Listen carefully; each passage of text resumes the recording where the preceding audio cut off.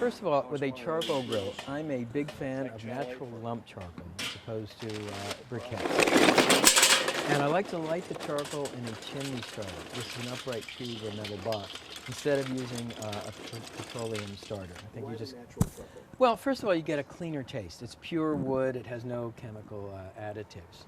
And second of all, you know how sometimes with a charcoal briquette you get sort of an acrid flavor if it's not completely lit? Well, that won't happen with natural lump charcoal.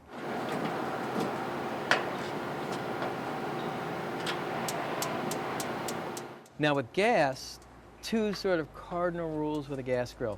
Number one, always have the lid open when you go to ignite it. Number two, always hold your hand over one of the burners after you think you've lit it to make sure it's really lit.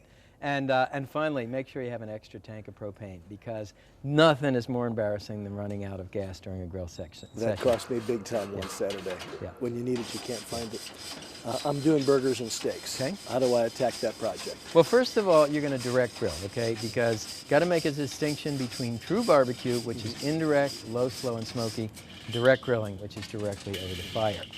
So you want to get your grill screaming hot.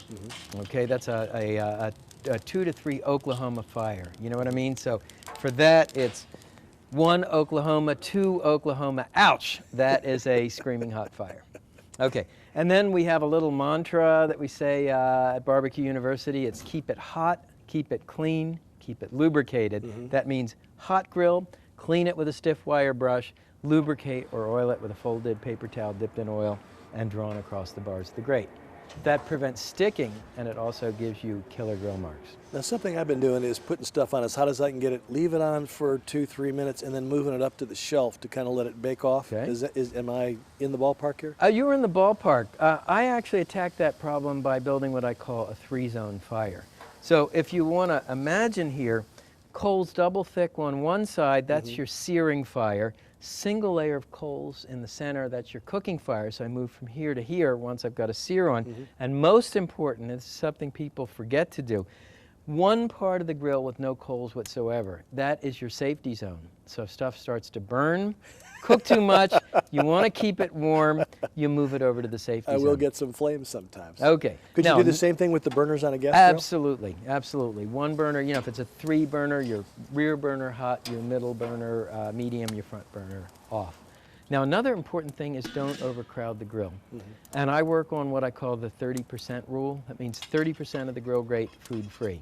Why do I do that? Well, if your grill is covered with food, and that's very typical guy behavior, you know, it's every square inch of food, then when you get a flare up, you have no room to maneuver. You always want to leave some open space so that you can waltz the food from hot spots to cold spots and dodge flames. Now, what about chicken? I'm always scared to death I'm going to feed somebody a raw chicken. Okay. And it ends up being shoe leather. Okay. Very good fear. First of all, remember, you do not attack all chickens the same way. If you're cooking chicken breast, that's a direct grill situation like a steak, directly over high heat, probably 3 to 5 minutes per side, and you want to cook chicken through, that's to 170 degrees. So it'll be semi-firm to the touch, and you can insert an instant read thermometer through the side. But if you're working with chicken pieces or whole chicken, I like to use the indirect grilling method for that.